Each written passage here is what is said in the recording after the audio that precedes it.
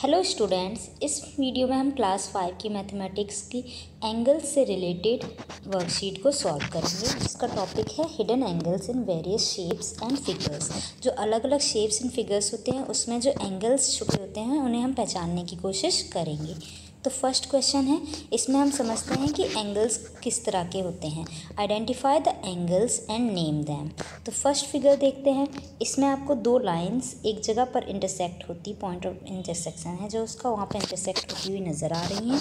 वहाँ पर जो वो एंगल बना रही हैं उसे हम राइट एंगल कहते हैं, जहाँ पर दो सीधी लाइंस जब काटती हैं एक दूसरे को तब राइट एंगल बनता है। क्योंकि आप इसे देखेंगे तो ये दोनों सीधी हैं अपनी अपनी दिशा में, तो इसका कोण जो बनेगा डी से जब आप नापेंगे तो ये 90 डिग्री कहलाएगा और ये राइट एंगल हम इसे कहते हैं। सेकंड फिगर है, ये देखिए, ये ऐसे जा रहा है, एक थोड़ा सा टेढ़ा है और नीचे से स्ट्रेट लाइन है, ऊपर से थोड़ी तिरछी।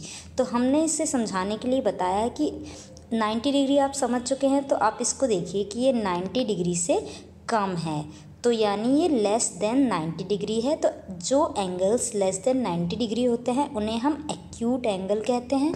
ठीक है बच्चों, अब लास्ट फिगर देख लेते हैं। इसमें आपका 90 डिग्री यहाँ पे बनेगा, जो ये डॉटेड लाइन मैंने बना दी है आपको समझाने के लिए। ये इस तरह से 90 डिग्री होता है जब दो स्ट्रेट लाइन इंटरसेक्ट करती हैं। लेकिन हमारा एंगल कहाँ बन रहा है, हमारी लाइन थोड़ी और आगे तक जा रही है 90 डिग्री से। आप इसमें ध्यान से देखिए, तो ये मोर देन 90 डिग्री है, यानी कि जो एंगल्स मोर देन 90 डिग्री होते हैं वो ऑब्ट्यूस एंगल कहलाते हैं।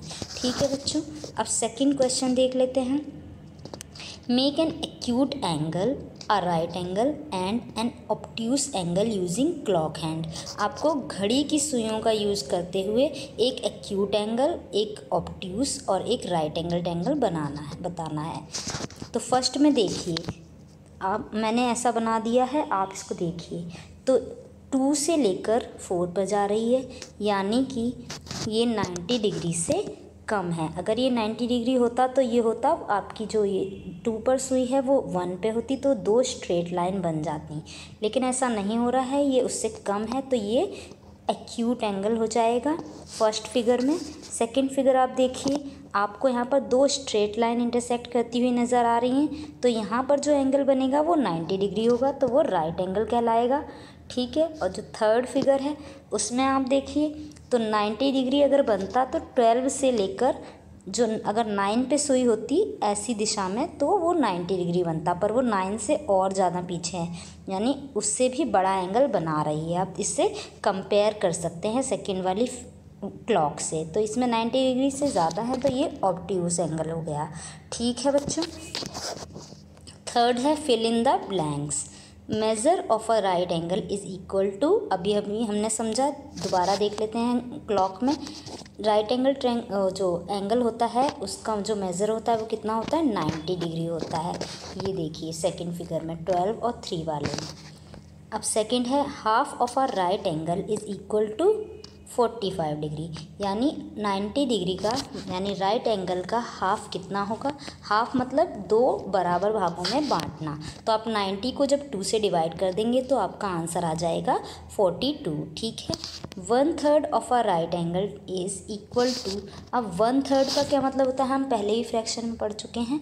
तो आपको 3 से डिवाइड कर देना होता है जो भी आपका नंबर होता है, यानी राइट एंगल। यहाँ पर राइट एंगल लिखा है यानी 90 डिग्री, यानी आपको 90 को 3 से डिवाइड कर देंगे जब आप, तो आपका आंसर आएगा 30 डिग्री। ठीक है बच्चों, double of a right angle is equal to, इसने बोला है राइट एंगल का डबल।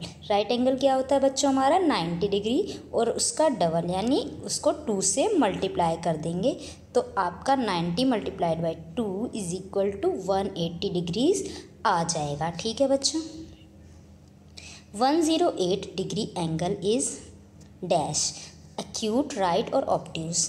अब एक्यूट एंगल तो हमारा 90 से छोटा होता है, पर हमारा गिवन एंगल कितना है, 108। राइट एंगल तो हमारा एग्जैक्ट 90 डिग्री होता है, तो ये भी नहीं है। थर्ड ऑप्शन है ऑब्ट्यूस एंगल, यानी ये हमारा 90 डिग्री से बड़ा है, ये हमारा ऑब्ट्यूस एंगल है। लास्ट है 35 डिग्री एंगल इज़ डैश। अब 35 एक्यूट एंगल होगा क्योंकि ये 90 से छोटा है। ठीक है बच्चों, राइट एंगल 90 और ऑब्ट्यूज बड़ा, तो ऐसा तो है नहीं, तो ये एक्यूट एंगल है। ये देख लीजिए।